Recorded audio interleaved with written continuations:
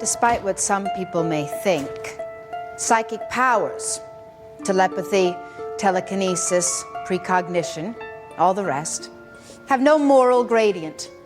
They are neither good nor bad. Houses are different.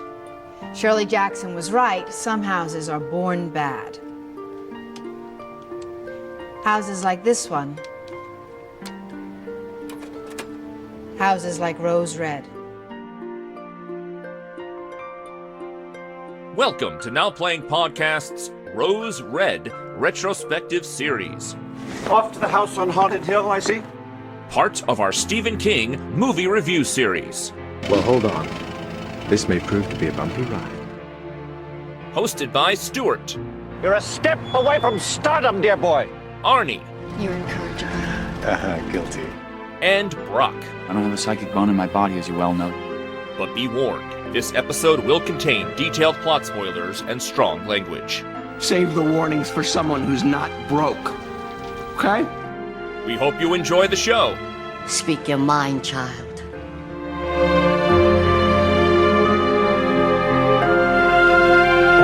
Today we're discussing The Diary of Ellen Rimbauer, starring no one you've heard of. Yeah.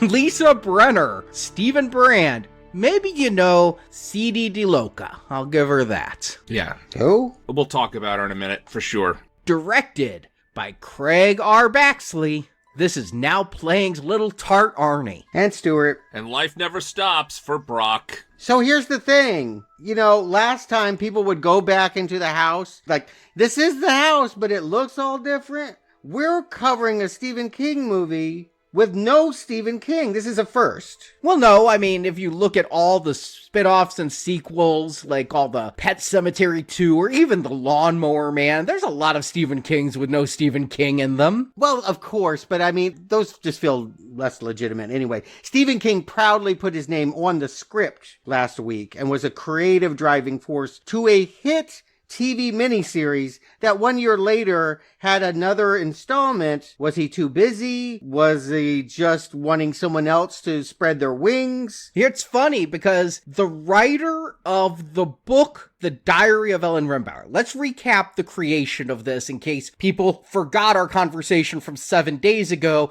because I wouldn't blame you. Yeah. I might have forgotten that conversation too, so why don't you go ahead and remind me? Yeah, tell me. Yeah. Please. There was a miniseries with Rose Red, and to hype it up, they put out a book called The Diary of Ellen Rimbauer, My Life as Rose Red, and it was supposedly written by Dr. Joyce Reardon, PhD. That was on the cover, and it was implied that Stephen King wrote it. Some people thought maybe Tabitha King wrote it. I guess that means it wasn't very good if they thought Tabitha wrote it.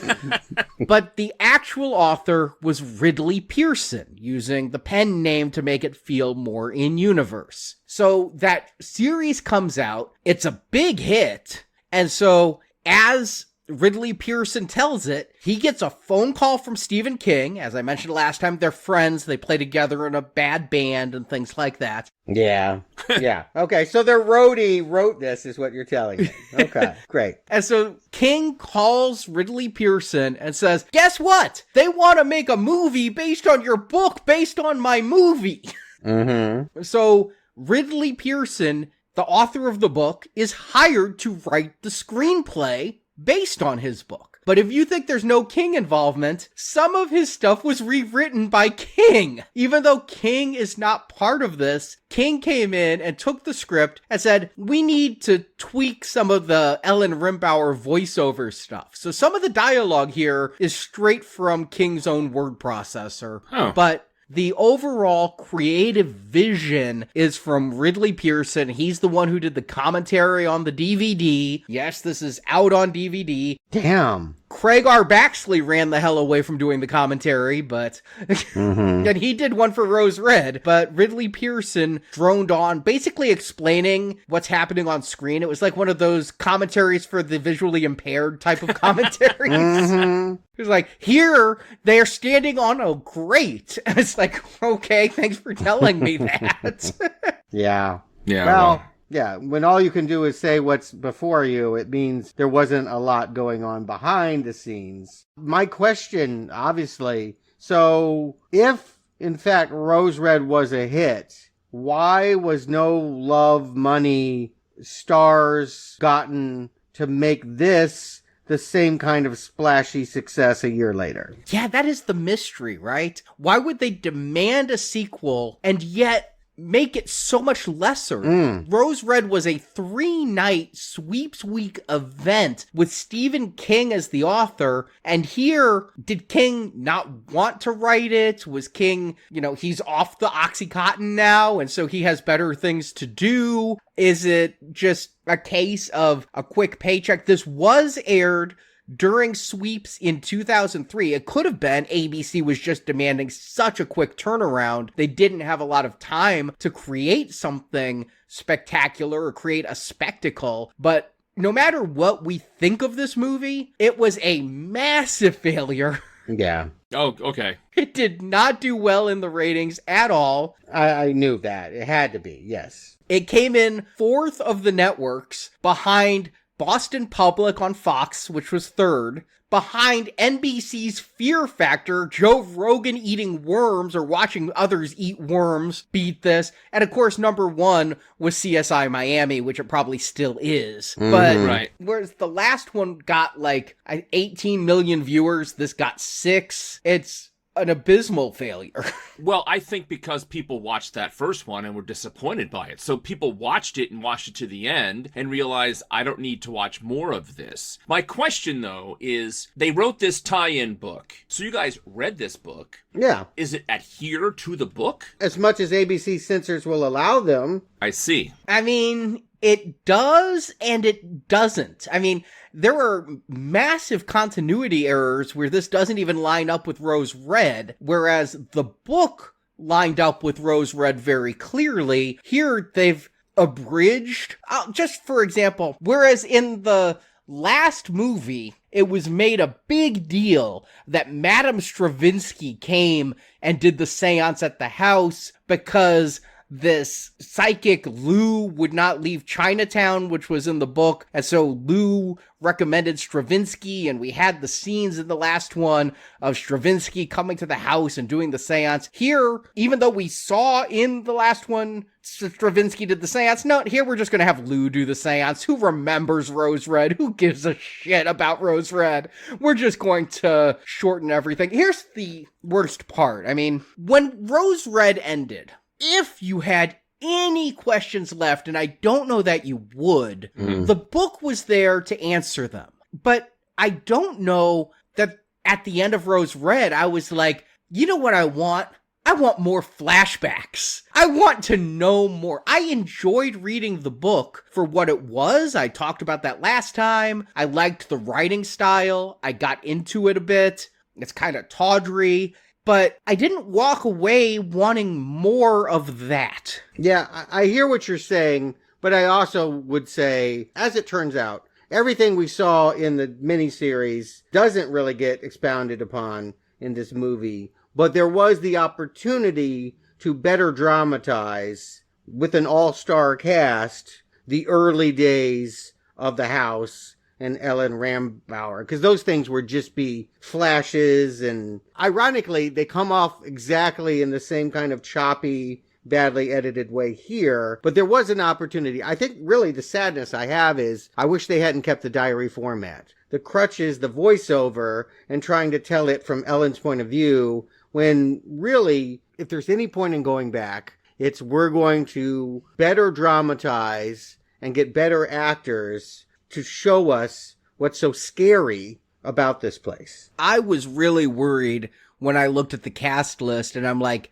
you mean they didn't even get the people from the previous movie back? Isn't that weird? Yeah. Yeah, that's really weird. The only one coming back is the actress who plays Sakina, who's Tsidii Leloka. Oh, okay. Now, I've actually seen her perform in real life. I imagine you have. Yes, she was in The Lion King on Broadway. She played Rafiki, and she was phenomenal. She was really, really good. And you can check it out on YouTube. They did that opening number, Circle of Life, on like Tony's. They did it on, I'm sure Rosie O'Donnell's show, like tons and tons of talk shows. They did that. And she's on there singing the opening to The Lion King. And she was wonderful. I think I saw her on a Macy's Thanksgiving parade, yeah. Probably did, yes. She has a great look. She was so good at it, and it was just wonderful. And honestly, since she was here, and she is recognizable to me, I doubted whether or not it was the same actors until I looked it up at first. No, she has a very unique look. Kind of buggy eyes. I don't know if it's her performance or if she really has buggy eyes in real life. I can't tell if she was just doing it to be this character, but she stood out to me in Rose Red. And so not having her here would be, I think, fatal. I think that if you brought one person back from the flashbacks, it had to be her. That said, I won't say that this is not fatal, Arnie. I hear your theory, Brock. People didn't come back because Rose Red didn't end up being the event they had hoped it would be. Perhaps. But if you had gotten some hot TV actors and come up with new storylines, shown us something we didn't already see, I think they could have gotten a better, at least initial viewing than what they got. Yeah, Jason Priestley was available. They could have used him. They could have used anybody who their TV show had just ended, who needs a TV movie of the week.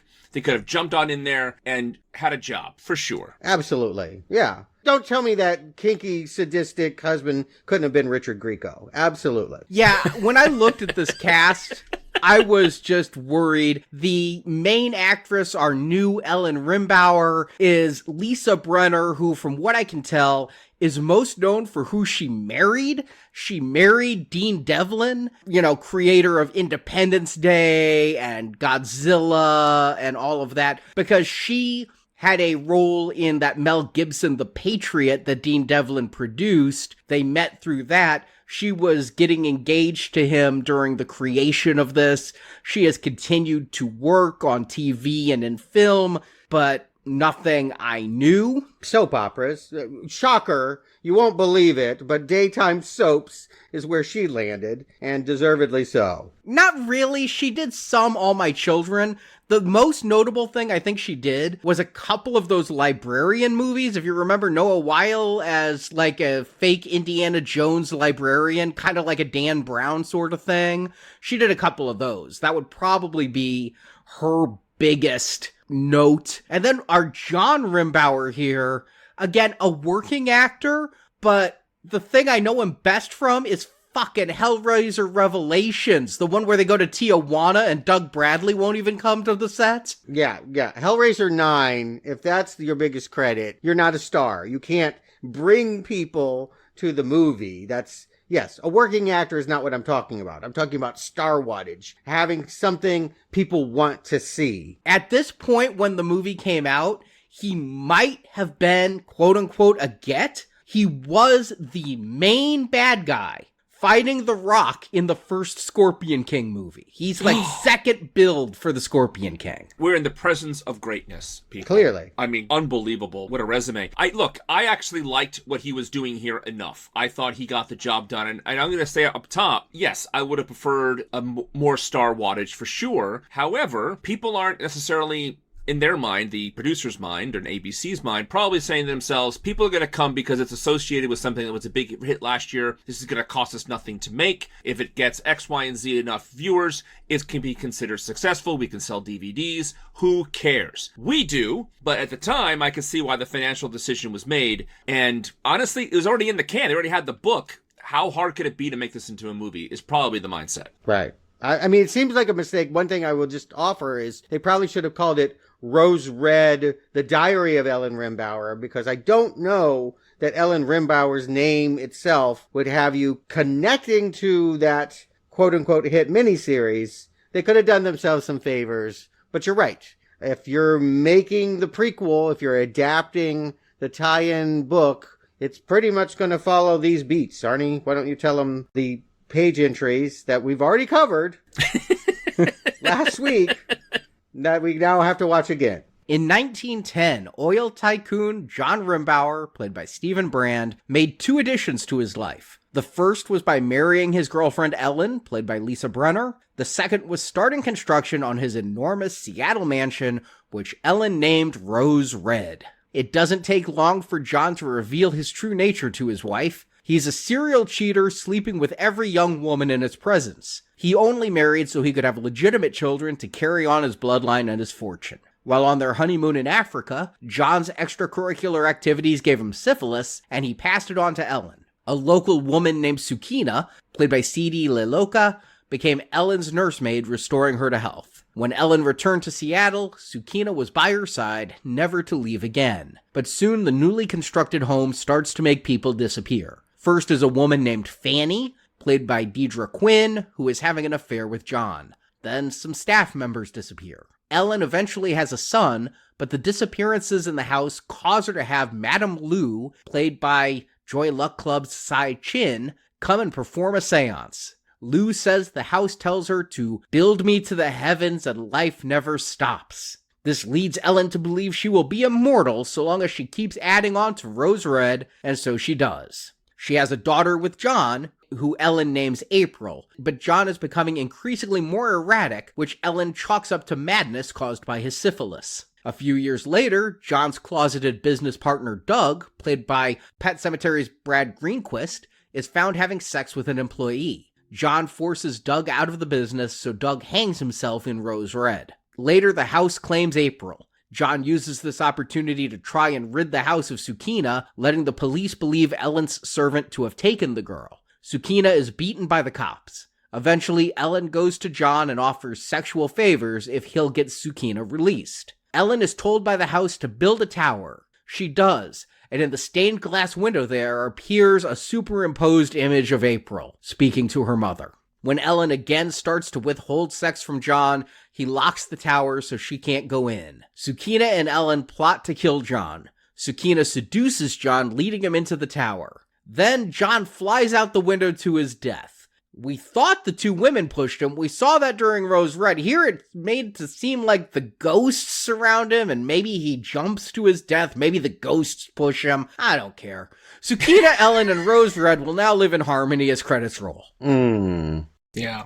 I'm glad someone can. So, you know you're in trouble right from the get-go, right? When we get this prologue, and, you know, it's a gimmick. Like, show them something exciting so that we can then do some boring stuff for a while to establish things. What do we got? Nothing. Nothing happens in this whole thing. So, the grabber is Madame Lou's gonna drive to the house, and they're gonna say a chant, which I don't think was in the movie last week. No, this chant that they say is so ridiculously dumb that I would notice dialogue this bad in the previous ones. The line, build me to the heavens and life never stops. Build me to the heavens and life never stops. It's like, no, this is really bad. I loved the commentary because on it, Ridley Pearson is like, well, this scene was supposed to start Act 3 of the movie. I don't know why they put it here at the beginning.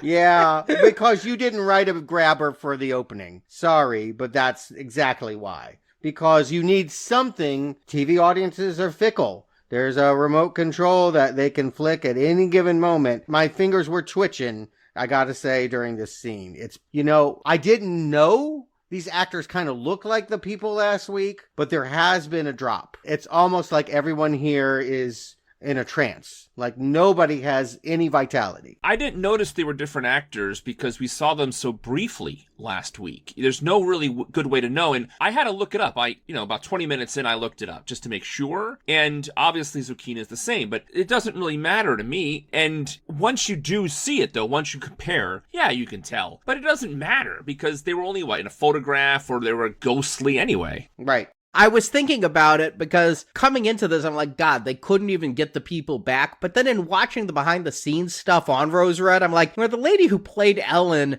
mostly was just in old age ghost makeup for most of the time. We didn't really need her back. She was more a body performer than an actress. So I actually took it to mean maybe we're upgrading to better performers to lead this instead of these day players who had bit parts in flashbacks. But no, these people are no good.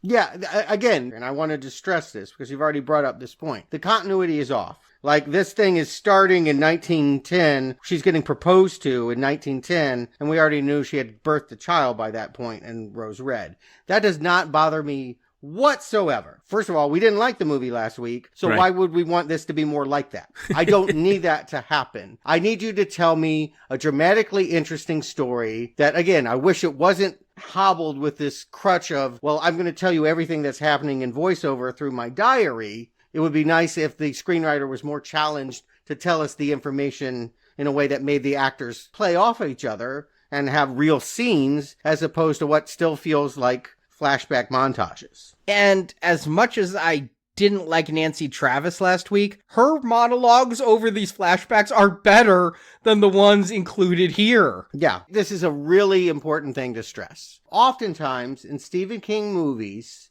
because they are over the top, the actors feel they have to follow suit. And we saw and criticized Nancy Travis for that crime. But if you don't have an actor willing to chew the scenery and they just simply stand back and put on the gowns, you are essentially watching a lighting test. This feels like they're setting up to film the movie, but the actors never come on to give you the actual scene.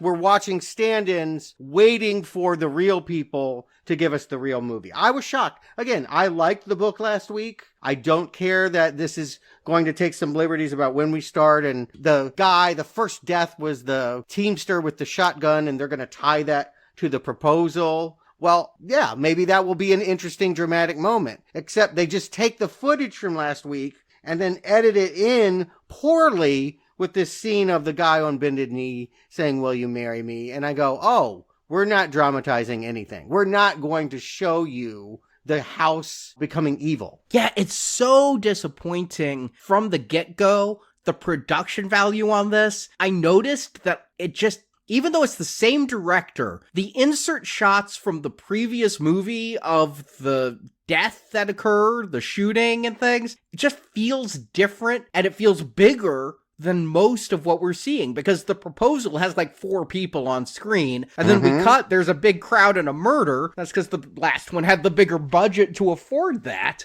Yeah. And just throughout this whole thing, the cheapness hits hard, because I didn't like last week's movie, but I applauded the design of the house. I applauded the castle at which they filmed. Emmy nominated, yeah. And some of the intrigue of the various rooms. The upside down room was cool. The perspective room was cool. Yeah. It had good locations inside the house. We're not going to have any of that here. None of it. I can't believe it's so short a time after those sets were destroyed and you just couldn't use them again. It is such a damnation on this that you don't have those cool locations from the previous one. Everything on here feels almost like a stage play. When I see a live theater show, I accept there's going to be limited sets and they're not going to be that detailed because you got stagehands that got to move stuff on and off really quick and you have to infer a lot and put everything in 3 or 4 locations. But I expect more from a movie, even on a TV budget, than to get outside of Ellen's bedroom, Ellen's ballroom,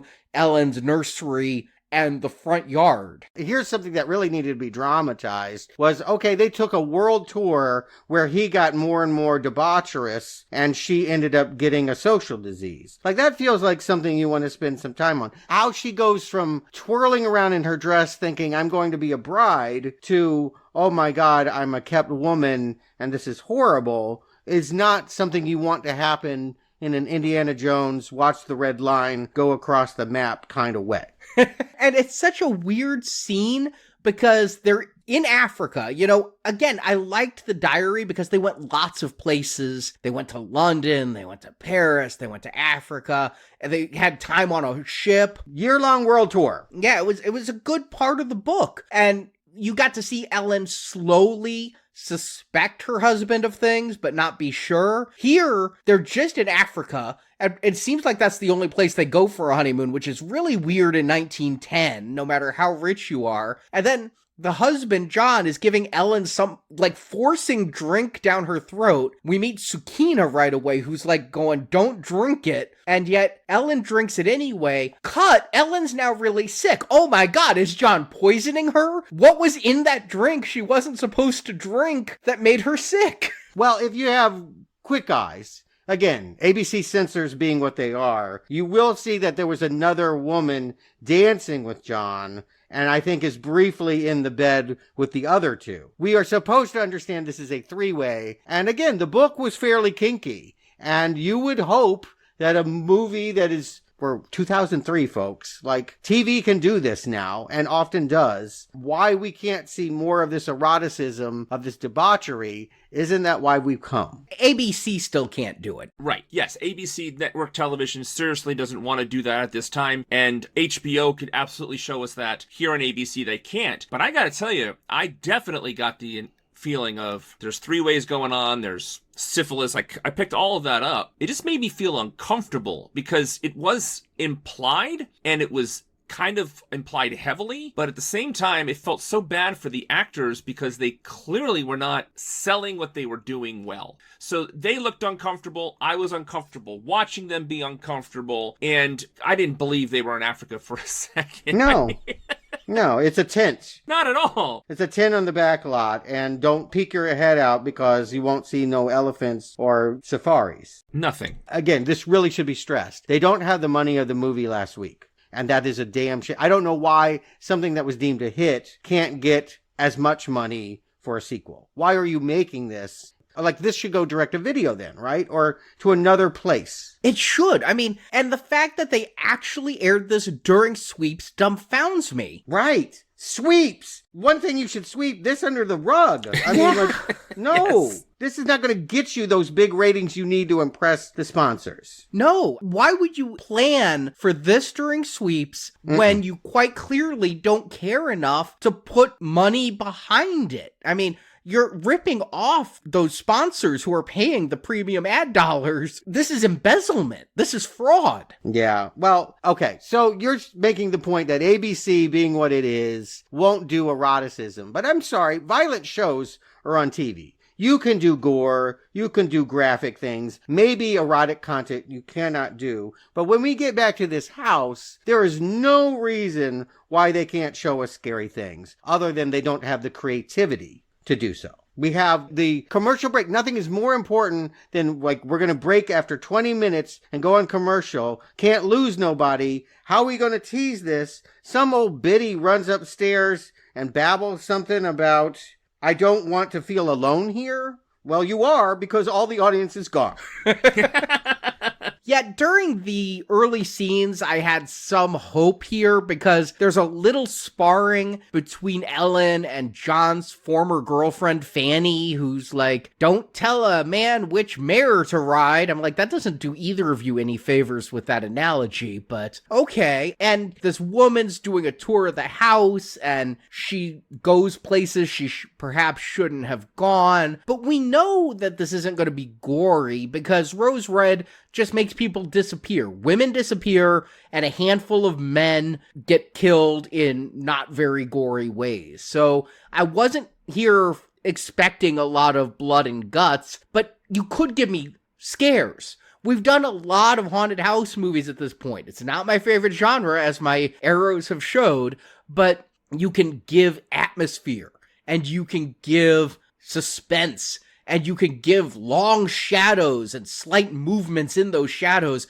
and it doesn't even cost much to turn up the contrast and have some bright spots and some dark spots and wonder what's in the dark. And here, no, we just find this woman shivering on the ground. We don't even get to see what scared her. I kind of like that they had the party in the house to get people there. I kind of like that they had some, milling about and some dancing. They had a chance for Kate Burton, an actress I'm familiar with from 1,000 different things, being the older woman who's her friend, who's married to the guy who's the closet, a business partner. And all of this stuff about John already being promiscuous. This first scene, I thought was okay. I thought they have all these people there, and the woman goes upstairs, wants to see the house. I did not love her acting, but I did not mind at this point that we did not see what got her, because this is what we're talking about. They don't have the money. They don't have the creativity. However, they do have an opportunity here to pique our interest on, what's going on here? And I think this scene, in its own way, accomplished that. I think this opening, not the Africa part, but this party scene, I felt,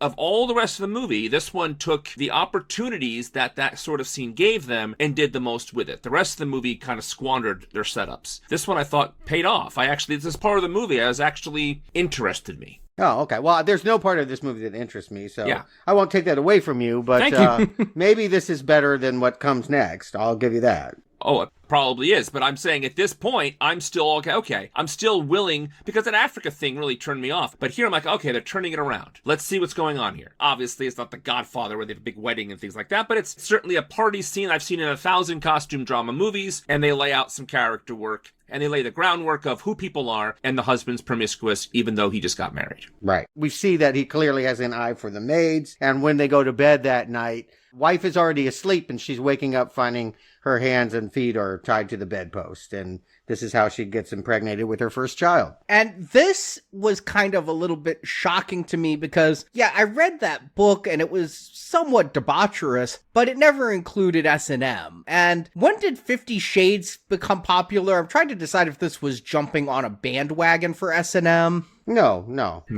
Twilight hadn't even happened. But the book definitely indicated that there was things he was doing. Again, it was written in the language of a frumpy wife who didn't want to say the words. But if you read between the lines, I definitely thought all of this kind of thing and more was going on. And the responsibility of the filmmakers is to at least show us a little bit more than what was on the page. Here, it's a bowl of ice that gets dripped on her tummy. And I got thinking with this, if they had made this for HBO, you could have at least given us a cheap softcore experience here. You know, if you're going to go this way with it, that's not a terrible choice. If you can't give us scares, give us sex. Or both. I mean, again, that is the fear. I mean, you tell me what's scary about this setup, but I believe what we're supposed to be identifying with is this woman that thought she could marry a perfect man and then found out he has all of these terrible impulses and I think she has a line during the Africa montage where she's like, and I'm being turned too. You know, like this could be seen as the fall of a noble woman at the hands of a lech. I think if you wanted to try and make this scary, that's the angle, right? It's a sex thriller. I think if she felt her life was in danger more from him and his proclivities, right? So we see her being tied up. We see that he gave her syphilis. We see he's a philanderer. She withholds sex from him and he manipulates her and they manipulate each other and all that's terrible. But if she actually felt in physical danger from her husband, that actually might have increased the stakes more. And then Rose Red can be coming to her rescue on top of the place being haunted. I understand that the movie's trying to say that the house has Ellen's best interests, but I don't think it really does. I think the house is its own thing. It's using Ellen as well. Mm-hmm. And it could have been a better story if the house was protecting her from this abusive husband, besides just being verbally abusive. You know what I'm saying? I think there was some idea to do what you're saying, Brock. I think sometimes that's here, but like the movie last week, not really a clear narrative about who's being haunted and why. And what I'm not getting any of is more insight into Rose Red. I get that this isn't titled Rose Red, this is the Diary of Ellen Rimbauer, but Rose Red is the mystery. What caused Rose Red? We talked last time. The book especially went into, was it a Native American burial ground? Was it the murder of the foreman that happened here? What was it that caused this house to be evil? But we're not going to get a real exploration of that. The other thing is this movie is so short. It's not even a full night. Like, this was a 2-hour broadcast that cut down to 88 minutes when you remove commercials. And so we don't have time to explore the origins of the house. We're going to immediately get to Adam being born and then John's girlfriend disappearing. Here's what I would offer. It's in the chant, in that opening scene. Sin is where it started, atonement at the top. Basically, if I have to parse this out, because John was so decadent with the staff, everything we're going to see that he does with these, I think 2 maids go missing because he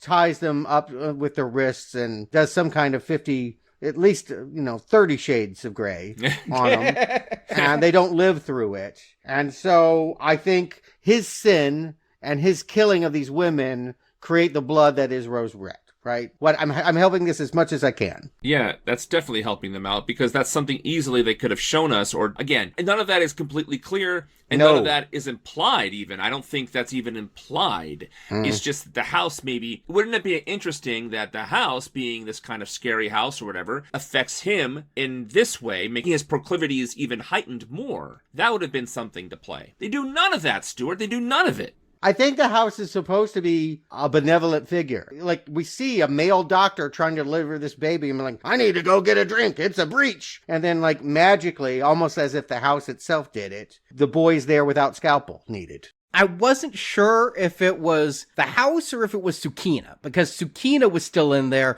Meanwhile, John's outside like, well, if you gotta trade the mom's life for the boy, kill the mom! Yes. He is really hoping Yeah. that Ellen will die. I don't even care about my wife, but I need my son. And again, I think it sets up this gender war that's happening here. And I think Rose Red is the champion of all these women. Maids that go missing, Sakina. I mean, they all become women that I think Ellen does either literally or passively loves, right?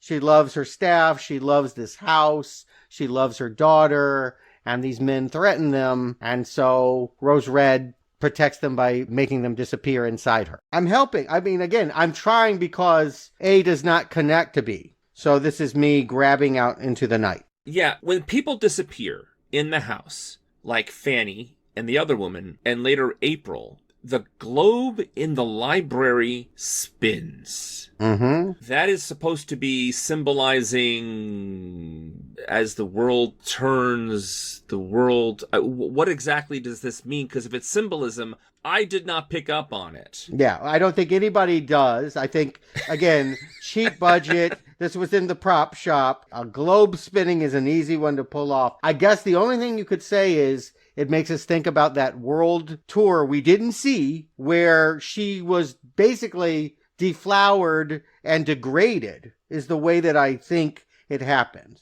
Again, house is getting revenge on John. It is basically whoever John fucks is going to disappear. Yes, yes. And so you say it's protecting the women of the house, but yet some of these women are morally loose. Fanny was not being taken advantage of. Fanny was very much a femme fatale kind of thing, like a vamp almost. She was parading her sexuality in front of Ellen to be like, I got your man. Yeah. So I don't see the house as doing that. We're going to later hear that the house loves Ellen, which is not something I got out of the first Rose Red. I got out of the first Rose Red that the house was greedy, that the house wanted to be built, the house was manipulating Ellen, the house was evil. Yeah, humans are battery power. Yeah. Yes. Yeah, this is very much, I do things so that you'll continue to love me, Ellen. And again, she even says in her voiceover, because that's how we learn anything in this production, is that, like, this is not a love story between a man and a woman. This is a story between me and the house. So again, you are to understand, yes, this is the house's first act of love is making Fanny disappear. She has one scene where, you're right, two scenes. One where she's sitting with society women at tea, sneering that, oh, John's not the upstanding person you thought he was. And then, yes, now she's proudly saying, and I'm going to keep sleeping with him. He's not coming home to be the family man you want. And so globe spins. And in production values, I would expect in TV movies 30 or 40 years prior, Lost in Space in the 60s, yeah, she vanishes into midair before our eyes. You mentioned the 60s, and that got me thinking, Star Trek in the 60s with the transporter effect had a better I'm leaving effect than what we get here. There's not a fade, it's just like a harsh cut and she's gone. And then, did you guys notice the score of this around this time? I noticed that it sounded like a really slowed down version of Young and the Restless. It is. It is exactly note for note The Young and the Restless. Wow. I was going nuts. I'm like, I don't know my soap opera themes. Da da da na na da na na na na na. Yeah. I had to go to YouTube. I'm like, was it Days of Our Lives? Listen to it. No, that's the na na na na na na na na na na na na. Oh, I used to play it on piano. I know this theme. Yes. Nadia's theme is actually, if you want to know the title of it, I'm well aware. I had the sheet music. Yeah, it's actually Nadia's theme. They stole it. They blatantly stole it. I checked the credits. I see no credit to Barry Dvorak and Perry Botkin Jr., who created Nadia's theme for the 1971 movie Bless the Beasts and the Children. Which I've seen. I've seen that. Okay. I have. I saw it in school. Yeah, that's a famous movie. I know that one. It's a famous movie. I read the book, too. So what we've established is that, yes, the house, as an act of love, is taking away mistresses. We will see that John built into its plans secret rooms and peepholes where he can spy on the maids, and then because he has all the power and because it's on ABC, we can have very brief scenes of him walking in and them taking off their blouse or whatever and cut, and that is telling us that he's doing terrible things to the maids. And so maids keep disappearing. And again, it's not the maid's fault. Why doesn't the house make John disappear? Well, he does kill them. Again, it would be helpful to actually see, not that I want this to be some kind of, you mentioned Skinamax. I don't want to take enjoyment out of women being chained up and killed, but I think it's important to know that that's happening. And it's so much as implied that I feel like the storyline could go unrealized by the audience. Arnie, I think the reason that the house doesn't take John is financial.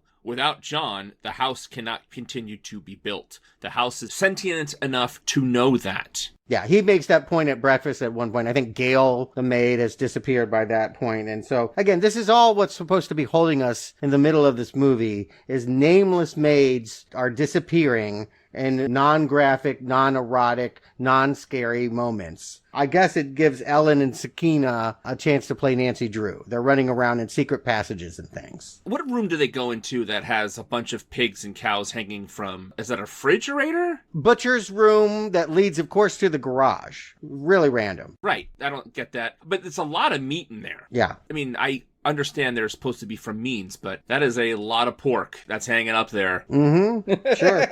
They spent more on pork props than people. Yeah, that was an attempt to be scary if we show animal carcasses. Again, ponder something, because I think it's profound. This is a horror movie. If you have to set this movie in a section of the video store of your mind, it's in the horror section. Can you imagine telling someone that wanted to be scared to watch this film? No, I don't know where I'd put it though. It's not scary, but the drama doesn't work. There's a couple of funny performances in here, but it's not a comedy. Definitely not. It doesn't succeed in moving my needle at all. Like, I'm not feeling anything except boredom during this. I'm not scared. I'm not amused. It is just so dull. It feels longer to watch this than to watch all of Rose Red last week. Absolutely right. Absolutely. That should be stressed. Yeah. Again, we complained so much about the pace last time, but I would have watched all 3 nights again rather than finish the rest of this once we got to this part. I'm like, I can't stand this. And again, I liked the part in the book where it really explored that John was such a pervert. He put viewing ports in the bathroom so he could watch women shit. I mean, I found that intriguing character development, and that he was such a gooner that he was doing all of this stuff. But here, this is how it's portrayed, and the actress playing Ellen is giving me nothing to feel. No. Tsidii Leloka is just constantly wide-eyed and purse-lipped. They're not falling in love, right? That was the one thing that was very clear in the book that we talk about. Maybe you could pick up towards the end of the miniseries, but if we're going back,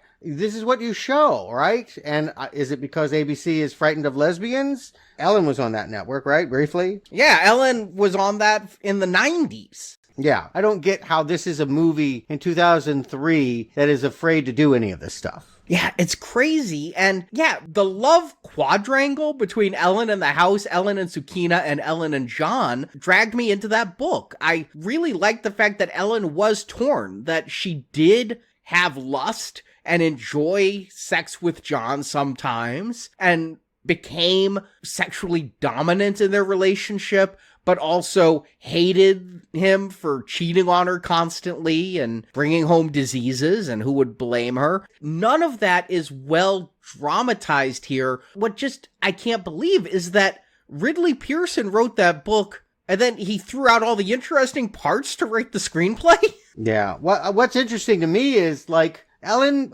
basically wins. Like, here's a husband that's like, I'm going to do whatever I want with whoever I want. And the wife says, I built this house, and any woman that you take here will now disappear on you. You can't sleep with her another night. So eventually, he's going to have to change his ways, right? We need to have the moment where she can gloat, this is the end of your ways. And what should be interesting is the target turns inward. That the woman that gets targeted is not a mistress, but the daughter that she loves more than the house. That would be a really interesting third act twist, that the house now wants to hurt Ellen because it's not the preferred object of her desire. What I would like is a little bit more between the birth of the two children. Because we have the birth of Adam, but then more housemaids disappear.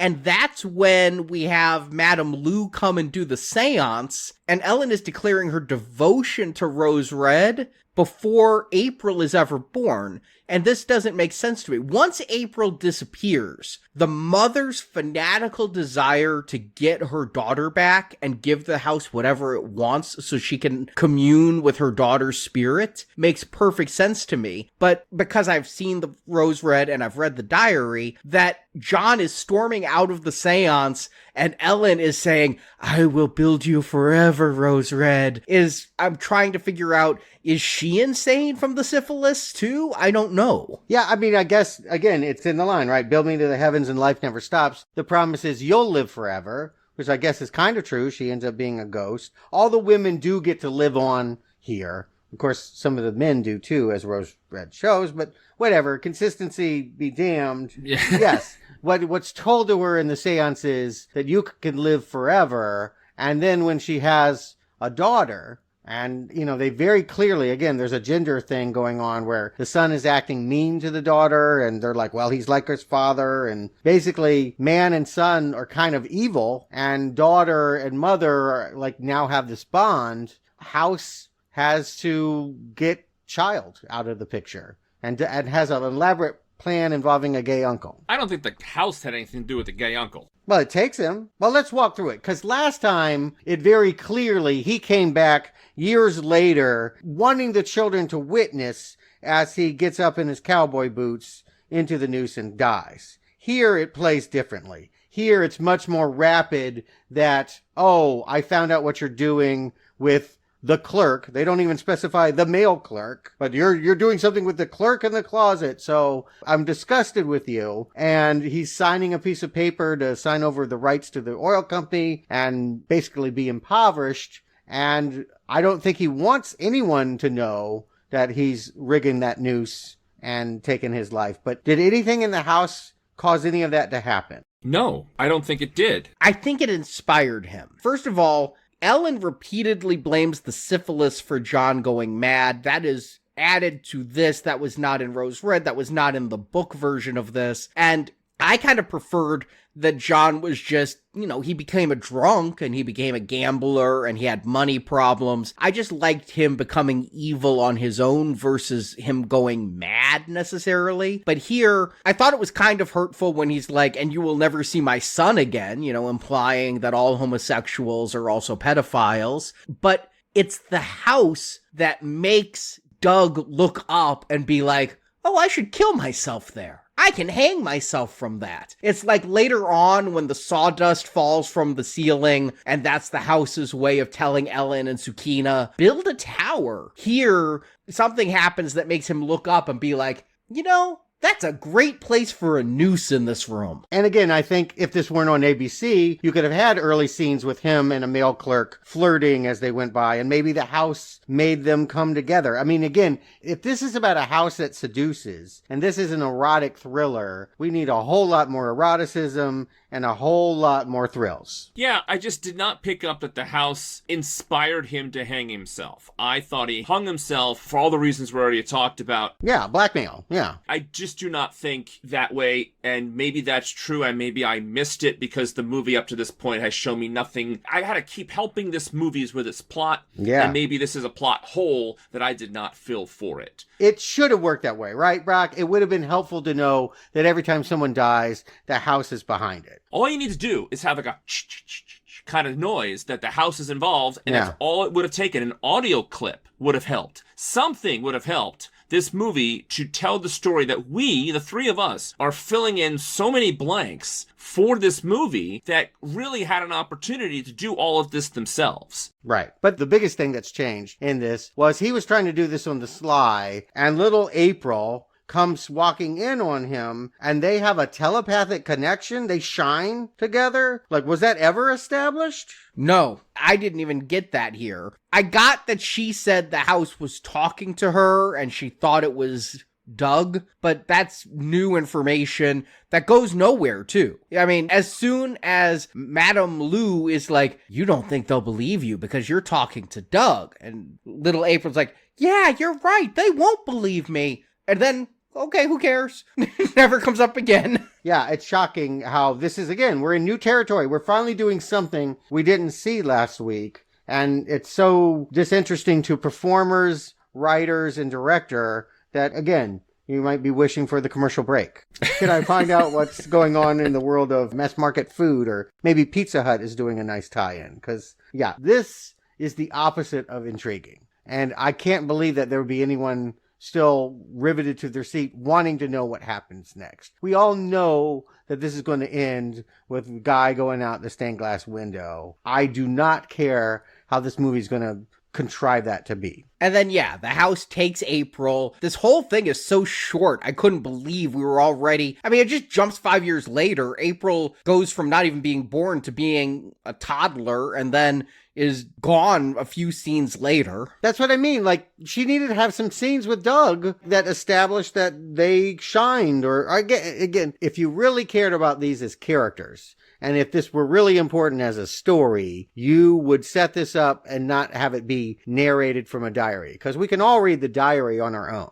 The disappearance of April scene should have landed harder. Just like the Uncle Doug telling the kids to get out of the room so he can hang himself. All of that should have landed harder, but the movie is not giving us the opportunities for us to get involved enough for those things to land. But the scene with the little girl in the garden, Zucchina and the mother know she's outside, hear her outside. But somehow, when she starts walking towards the house, they both know, Zucchina and the mom know, that April is about to get abducted. Yeah. The globe is spinning. So maybe that's a part. Right, but they're not in the room with the globe, though. Like, I'm aware. I know. Maybe it's really loud. So there's not a sound cue. There's something like it dawned on them that the house is coming for April. They can feel it. Yes, they can feel it. But it's really so confusing, and of course, the girl disappearing is a nightmare for every parent. However, we're not connected enough to these characters for it to really get you anywhere, except, oh yeah. Yeah, this child was barely in the movie, so that she's gone is not a notable event. Let me ask you guys if you got this, because there's the scene where Madame Lou and Zucchina are outdoors, and Madame Lou is like, I didn't want her to hear. Ellen, no, the house. You must get Ellen away from the house. And then the camera pans down, and after listening to the commentary, I noticed the camera does this a lot. It pans down, and you see like a sewer grate. And what the writer said on the commentary is, the sewer grates are the ears of the house. And I'm like, they are? Where the fuck did that come from? Well, better design or direction would get that, but you do hear whispers. Yeah, I did get the implication, because it was a very long, slow pan down to the sewer, that's how the house heard, right? That was obvious. But they did not do that throughout the house, though, through the whole rest of the movie. No, but things that they said they thought in confidence were echoing within that sewer grate as a whisper. Basically, the plan is pack Ellen's bags and don't tell her a thing until you're pushing her out the door, because if she is aware of this as an exit strategy, just her having the knowledge, the house now can read her mind. Again, I wish we had established that. I still feel like there is a good movie here. Isn't that weird? Yes. Like, we've had a TV miniseries to explore it, and now a TV movie to explore it, and both have sucked, but this could have worked if you had, I really do think, I blamed Stephen King last time, but I think it's all the writing and maybe the directing and maybe the acting. Why spare anyone, really, in this whole production? And the key grip, everybody. Yeah, the caterers. I see what you're saying, though, Stuart, because the book was good. Yeah, I enjoyed it. It's a quick read. It wasn't great, but... No, I'm not going to sing its praises and say it deserves a Pulitzer, but it was engaging. Yes, absolutely. It was certainly the best thing about all of Rose Red, having now experienced it all. Agreed. And so that the book could be engaging and creative leads only to disappointment when you see this lackluster, weightless, abbreviated, to the point of characters having no motivation, adaptation. And nothing your mind could ever imagine will be as bad as what they're going to do on screen. When you're reading this book, the characters you cast in your head will act better than the people on screen. The sets you imagine in your head will look better than they have on screen here. The house will be scarier than on screen here. And again, you could just feel them rushing through it too. There's only like 20 minutes of movie left by this point. And Sakina has been pulled away, and we already know that she was tortured and beaten. And Ellen has to chart herself up, put on some red lipstick. And this movie's erotic vernacular. It means she puts on red lipstick and walks barefoot down the stairs, and that's her big come hither. Again, you could be sexier than that. I'm sorry, even on ABC. You really can. And in the book, it was so sick that what John demanded is, oh, I'll get Sakina back, but I know you and Sakina are having lesbian sex, so now we're going to have 3 ways whenever I want if we bring her back. Well, it's there. He's like, remember Africa. That's what I want tonight. But again, they're speaking in code. They can't say the word 3-way. But I never get the impression that happens here, because immediately he's like, I want Sakina out of the house. If he was having unlimited 3-ways, he would not be kicking this woman out of the house. They didn't have it, but he requested it. When he says, remember Africa, I want Africa tonight, that is what he was saying. I'm sorry, I don't buy that it's on network television. It's the fact that Disney owns this TV network that they don't go there. But even if it had been on NBC or CBS, if you look at the kinds of shows that were running, NYPD Blue had male nudity a decade prior. On ABC. Yeah, I'm just not buying this chaste production. I'm not buying it as we couldn't do better. They could have, and they should have. So she's got to build a tower in order to see her daughter again. Yeah, the house causes some dust to fall, and the one thing I liked about this better than the book, the only moment, is earlier when John and she are together, and John's like, listen, I need you to bear my children. You need me to build this house. So we're just going to have to be together in that way. We are stalemated in each other's needs. Codependency. Yeah. I liked that brief moment, which was honesty that was not spoken in the written book. And so here, she's building this tower, but she also promised, I'll sleep with you more, John, if you get Sakina back from the cops. And then when Sakina's back, he's like, I'm ready. And Ellen's like, well, I'm nursing Sakina's wounds right now, so no. Immediately going back on the deal. And so, yeah, now he's going to lock the tower and lock her out and kick Sakina out. And we're finally getting to the point that, I gotta say, in the book and all movies, Ellen takes a while to get where I would be before. Homicidal rage. I think that, killing your husband and keeping his fortune seems appropriate here. It's on the table, for sure, in this situation. And because he owns it all now, she'll get all the money for it. So, yes, I understand, I agree. I don't condone, but I understand and agree that this is what this character should probably do. Yeah, I don't think you need an evil house to corrupt you either. I think the implication is Rose Red puts the idea in Ellen's head with the sawdust and whatever. But the truth of the matter is, there are plenty of noir movies about put upon women who kill their husband because they're awful to them. And what role is the house playing again, it's just another abuser. It's blackmailing her by saying, if you ever want to see April again, you gotta stand in front of this stained glass rose and watch some, again, really dated special effects of your daughter's face on it. Oh, that is awful. And it's funny to me because in the book, it said, like, the rose transformed into the face of April. And I'm like, I wonder how they could ever do that on a TV budget. And what they ended up with, swear to God, looks like the baby face from Teletubbies. You know, Yes. the baby face in the sun. Oh, I do. Yes. Tubby bye-bye, please. It's horrible. Again, like, the idea that this is supposed to be scary. Again, I will just use that word for comedic effect. We are watching a horror movie, and this is what they're doing. A horror movie made for television. Nah. Look at the thing last week. Look at any of the other Stephen King things. There is violence. There are things that happen. There is reason to be afraid. And here, you tell me. Yeah, there's stuff they could have done to add atmosphere. There's just none of that here. Yeah. Well, there's an atmosphere. When Sakina comes for her seductive scene, you tell me she's a Broadway star. I assume she's not a dancer, right?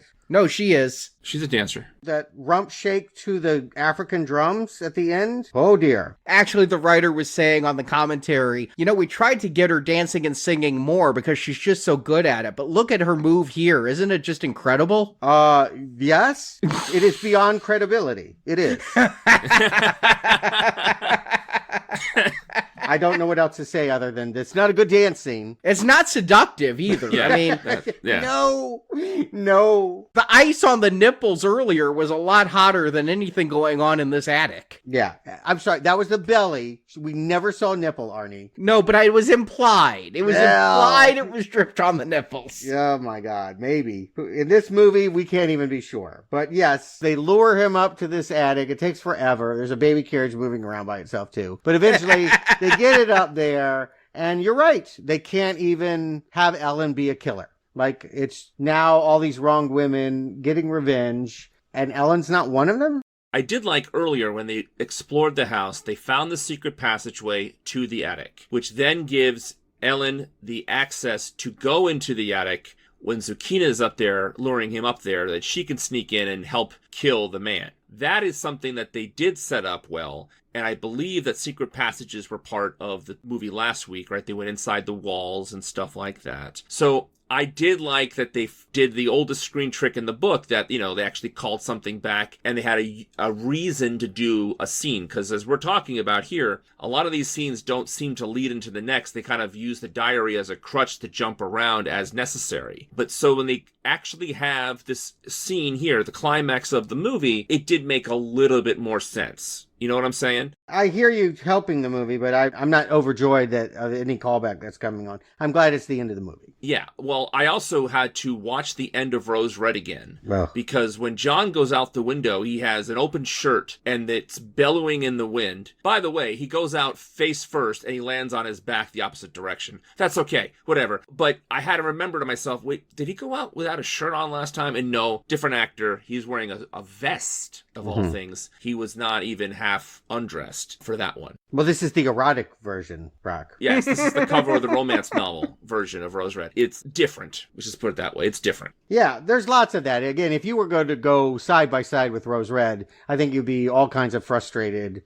I don't care about that because I don't like Rose Red. It's an open-ended question as we lead into our final thoughts. Did they do anything here better than Rose Red? It was shorter. Okay. You got me there. Yeah, that's true. Look, I don't think so. No, I honestly don't. I think that the idea behind this really is, I want to say money, but not much. They didn't really put much money into this to make more money. I do not understand the thought process behind this movie. Yeah. So, Brock, Stewart, do you recommend The Diary of Ellen Rimbauer? Brock. You know, I consider watching The Diary of Ellen Rimbauer to be like a service to our loyal Now Playing listeners. We watch these things so you don't have to. We're going to describe all of these things for you so you can say, I'll take a pass on this one. I'm not going to go rent it from Amazon or buy the DVD or get someone to autograph it at a convention. No need, folks. This one is not worth your time. Now, I would say that this movie is disappointing. However, I went into this thing with such low expectations. I mean, I guess in the sense that it didn't disappoint because it equaled my low expectations of the movie. It was as hard to watch as I thought it was going to be. After that first 20 minutes, I was already done. I can't believe I was looking at my watch as much as I was. Look, this was not a self-fulfilling prophecy. The movie's bad. I don't know if I've ever told you this, guys. I have a rule that I don't watch movies that revolve around weddings anymore. There's like 2 or 3 that are good, but the majority of movies that have something to do with a wedding, I don't want any part of. My best friend's wedding is good. Muriel's wedding is good. Father of the Bride is good. You're going 30 years ago, Arnie. 30 years, 50 years ago. That's all great. I watched the original Father of the Bride. I like the remake better. Yes, there are a handful that are worthwhile watching. The majority are not. Haunted house movies are now on that list. They already were going there. I've seen too many haunted house movies, and I have not enjoyed most of them. Wow. These 2 movies have now put that nail in the coffin. I do not want to watch any more haunted house movies. Maybe it's because I watched too much Scooby-Doo as a kid. Maybe because I've watched a lot of these kinds of things during the Universal horror movie marathons I do every October. I just don't need any more haunted house stories because they just do not deliver. However, in this situation, anything that was interesting from these flashbacks last week is completely squandered here. Any opportunity, any goodwill that the last movie had for anyone is gone by the first commercial break. They really did a number on this. I can't understand the logic behind any of their decisions, but I can tell you one thing, it's a definite straight down red arrow for the Diary of Ellen Rimbauer.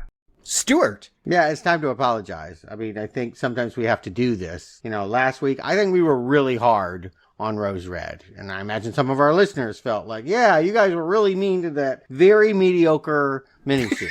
It really wasn't that bad. That's a backhanded apology there, Stuart. It wasn't that bad. It really wasn't that bad. And we can prove that now, right? Yeah. What was an overlong, mediocre TV miniseries has now become an even longer, like the house itself has been twisted. The 89 minutes are longer than the 3-night event, lacking quality acting, the production values, the lack of spooky elements. I mean, yes, part of the problem is we already knew what was going to happen, but you can still dramatize. I mean, that's the nature of tragedy, to know the outcome and to still feel the pain of it. No, this does not satisfyingly dramatize anything about the origin of this house. And I think we ought to apologize to Nancy Travis and to Emery, too. I mean, you can pick on their over-emoting, but didn't we need them here? Didn't we need somebody to get bug-eyed and crazy and go too big and be fun?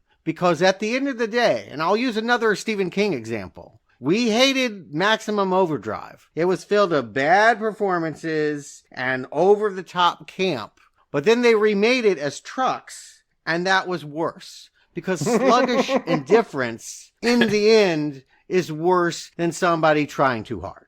And so last week they tried too hard, and this time they didn't give a shit. And you could feel it. And that's why, yes, Scarlet Burning Red Arrow for a prequel nobody ever needs to see. You know, it's rude to read someone else's diary, but it is downright offensive to make this lazy a movie out of it. The Diary of Ellen Rimbauer feels less like a film and more like a contractual obligation that got stretched to 88 minutes. This cheaply made cash grab has no redeeming qualities save that it's short. I mean, I don't want to hate on it. The acting is okay, but not worthwhile, and the script doesn't give the characters any great lines or believable motivation. And the sets are pretty and period appropriate, but so much less than what we saw last week in Rose Red that, yeah, I guess I do owe an apology, because that had some cool set design. It did. And here, even the music score is a blatant ripoff to the theme of The Young and the Restless. Same composer, though. I will say they brought him back. So I guess it's easy to come back when you just taking someone else's music. I'm trying to find anything good here, and I'm like, the cinematography? No. It would be great for an episode of The Big Bang Theory, but it's exceedingly dull for a horror film. Everything's so flat here. It's just a visually unappealing movie. Yeah. Yeah. The special effects? Oof. They might be special, but they're not effective. Mm-mm. The teeth that come out of the stained glass window when John is there is almost laugh out loud bad, but not quite. You're too close to sleep to actually have the emotional response that it deserves. The real betrayal here is from Ridley Pearson, the author of the book, which I'll say one more time, I liked. But somehow, the guy who wrote a moody, mysterious, sex-soaked horror tale turned it into a neutered, paint-by-numbers prequel that explains nothing new and drains all the menace from the mythos. Yeah. And I get ABC wasn't going to air erotic ghost murder with three-ways and lesbian debauchery, but in stripping the story of its edge, it stripped it of its reason to exist. Now, we've watched a lot of shit King, and this is not the worst, but it's in the bottom tier. You know what's nice about this, though, is you'll forget this movie exists while you're still watching it. I'm not going to remember this movie tomorrow. If a listener listens to this review 3 weeks from now and asks a question in the Facebook group, I'm going to be like, the Diary of what? I don't know what you're talking about. I just am not going to remember. It is pure amnesia. It's a not recommend, though. Yeah. So you're going to gaslight our listeners. That's what I'm getting out of this. Yeah. I don't think any listeners are going to be asking questions. Again, this movie doesn't beg curiosity. No. It is, yes, like a pressed flower in an old scrapbook, something dead and withered and put on a shelf that no one will take down. That's beautiful, Stuart. Yeah, you like that? I like that. It's beautiful. It's better written than anything in this movie. Yeah, it was poetic. Yeah. I'm going to be writing some more diary. Yeah, the diary Yes. of the film critic. The Diary of Stephen King's fecal movies. We can't even blame him again. Well, you said he did do some rewriting, but I mean, again, this feels perpetuated by other criminals. This is more like Creepshow 3, you know? It really is. It does feel like somebody snorted some money somewhere. Because why would anybody think it's a good idea to air this during sweeps? Right, yes. Wait, you want people to watch, to tune in? Yeah, like, no, not this. I think, though, they planned on it because of the connection from the previous year. They already had it slotted, and then they saw it. Yeah, right. That's, I think, happened, right? You're probably right. The exec slotted it, never knowing anything that anybody was doing, and just said, keep the cost under control. Right. And they did. They spent no money. And then they realized, oh, crap, we got a terrible movie on our hands. Put it on there anyway. We already paid for it. I don't know. You dumped that, right? You put it out in the middle of summer. July 5th, I'm thinking. It's the perfect night to air this. Let's not forget, there are 4 sweeps periods. The big ones are, of course, November, February, May. But, you know, there is technically a August sweeps period you could have put this during. No one's watching primetime TV. That's the whole point. It's rerun summer, you know? Like, you never air the original stuff. The shows you didn't pick up and the reruns of things people loved. Because theoretically, people are out and about, not in front of their TV. Well, hopefully they're out and about doing anything other than watching this. Thank God we're done with it. But we're, of course, not done with Stephen King. Coming up, a movie I actually have hope for, The Long Walk. I've heard good things from people who went to test screenings. Admittedly, they said it was too long. Their test screening was over 3 hours, but I have no doubt they've cut it down. Yeah, no. Wow, that's a long walk. Yeah, too long a walk. And I've heard Mark Hamill is good in it. The guy from the new Karate Kid movie is one of the walkers. I'm thinking this could be good. It could be good. You know, it wouldn't be hard to be one of the best Stephen King adaptations ever. I don't know the source material yet. I got to go read this. I, of course, know Battle Royale and Hunger Games and all the things that this inspired. But yeah, this is sort of the granddaddy of letting kids die for a cash grab. It could be good. I did a Books and Nachos on it. So when you're done reading the book, you can hear my thoughts on that book. I remember I definitely had strong opinions about it. I saw the preview before something I was watching this summer, and I was really intrigued. I thought the movie looked really, really good. So I was really happy to discover that, and I would have watched it anyway, based on that preview, if I wasn't already reviewing it with you guys here on Now Playing.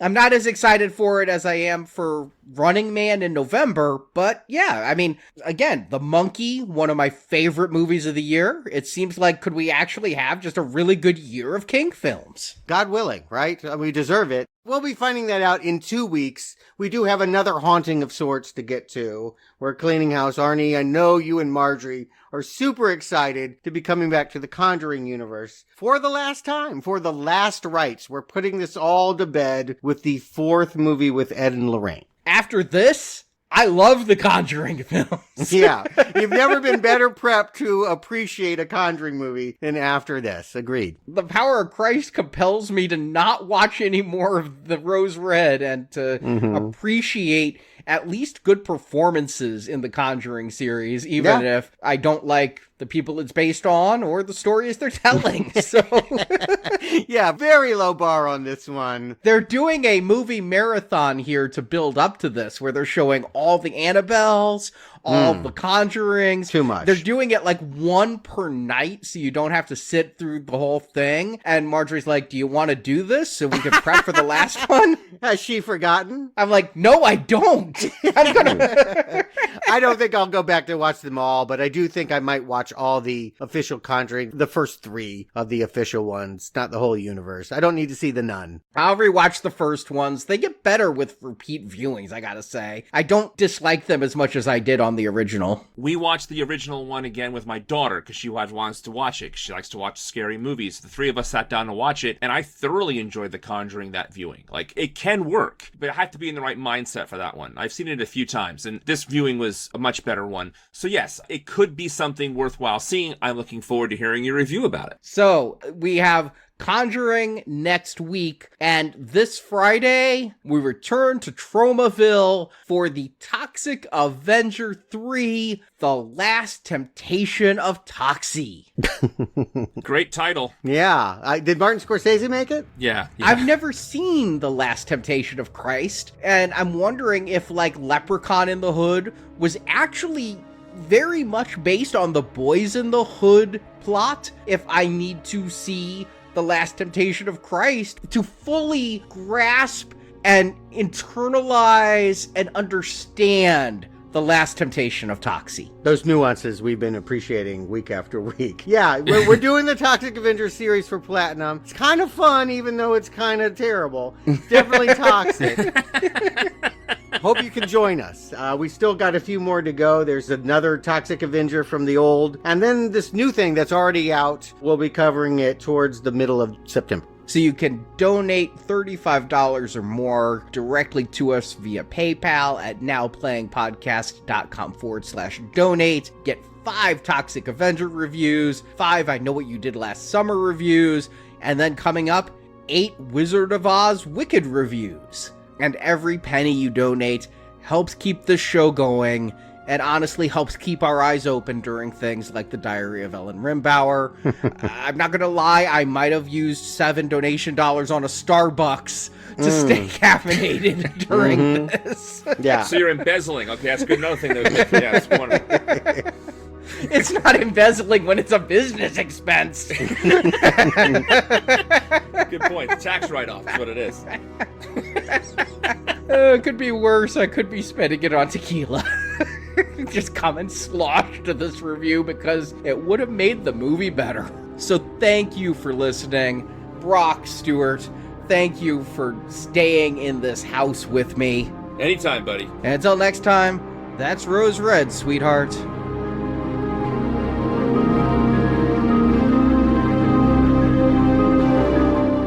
I thank you all for your attention, and to remind you of what someone or other famous once said, the truth is out there. Thank you for listening to this episode of Now Playing, and we hope you've enjoyed the show. Look at you. You wanted it all along. Come back to NowPlayingPodcast.com to hear our reviews of other Stephen King movies, such as Carrie, The Shining, Children of the Corn, Cujo, and dozens more in our archive section. Is that supposed to scare me? Also on our site, hear reviews of other films such as Maniac, The Texas Chainsaw Massacre, A Nightmare on Elm Street, Saw, Riddick, Friday the 13th, the Avengers films, Star Trek, and more. Do you hear me? You do, don't you? Find hundreds of movie review podcasts at nowplayingpodcast.com and come back each week for another new movie review. The story's not over. It's just the beginning. Now Playing is an independent podcast, 100% crowdfunded, thanks to listeners like you. Come back. Come back and help me build. You can donate directly by tapping the support button at nowplayingpodcast.com. Help me. Help us. Help us build. And you can join our crowdfunding campaign for early access to new episodes, exclusive reviews, and bonus reviews available for a one-time contribution. Build me to the heavens, and life never stops. Build me to the heavens, and life never stops.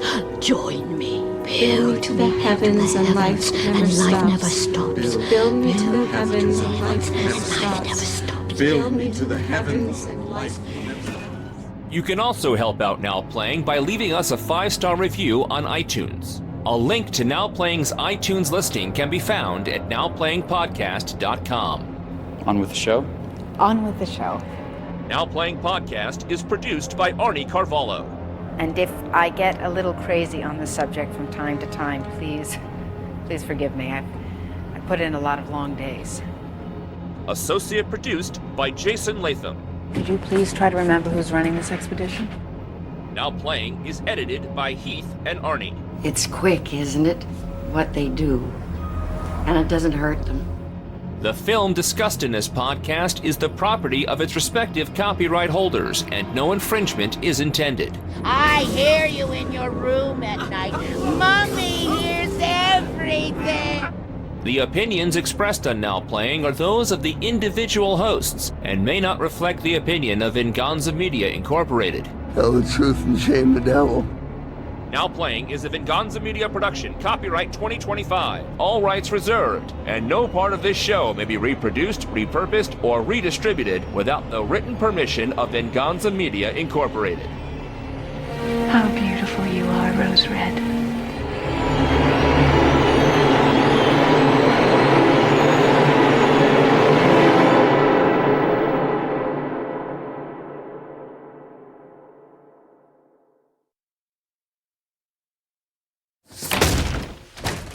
God willing, right? We deserve it after Rose Red and Diary of Emily Rimbauer. Ellen Rimbauer. See, I know. What's this bitch's name? Yeah, see, who cares?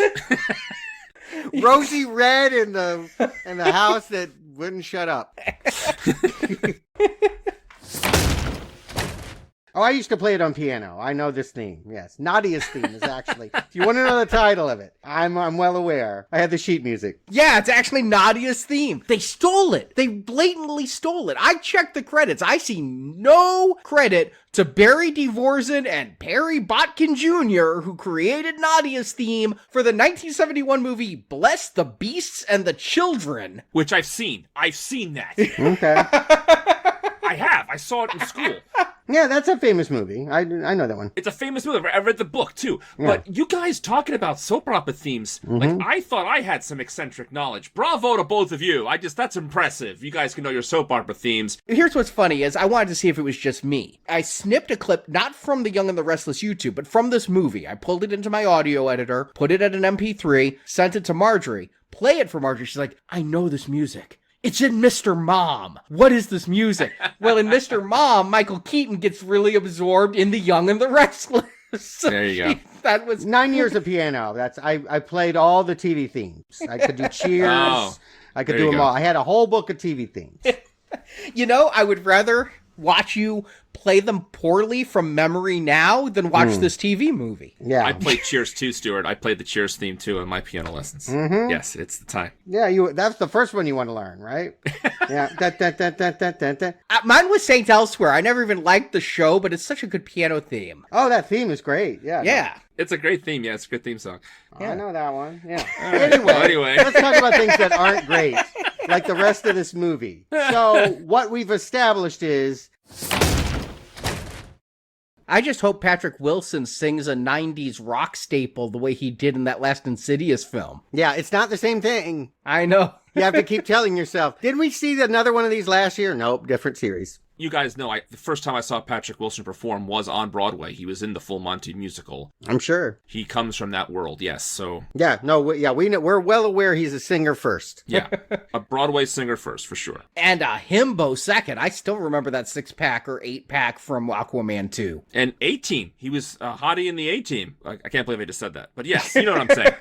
I don't know, I just couldn't get past how great Bradley Cooper looked in that one. Fair.